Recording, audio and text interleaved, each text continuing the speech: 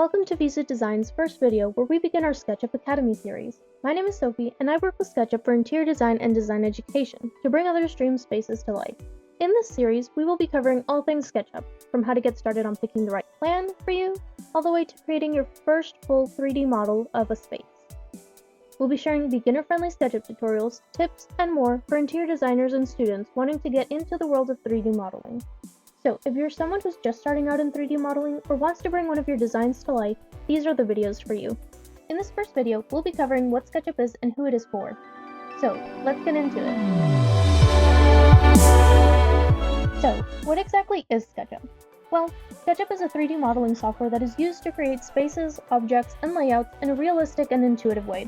Unlike other design programs, SketchUp is best known for being visually focused, flexible to work with, and beginner-friendly. One of the biggest reasons many people, including myself, love SketchUp as a 3D modeling software is that it feels more like drawing in 3D rather than learning a super technical program where you spend more time reading and selecting buttons than letting your creativity flow.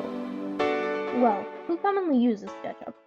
SketchUp is commonly used by interior designers and architects. It is a great tool for space planning, set design, furniture design, and even landscaping. It can even help bring to life home renovations. SketchUp is especially helpful when first getting into 3D modeling to gain a solid understanding of scale, proportions, and the spatial relationship between multiple objects. This makes SketchUp an excellent tool for design students and creatives.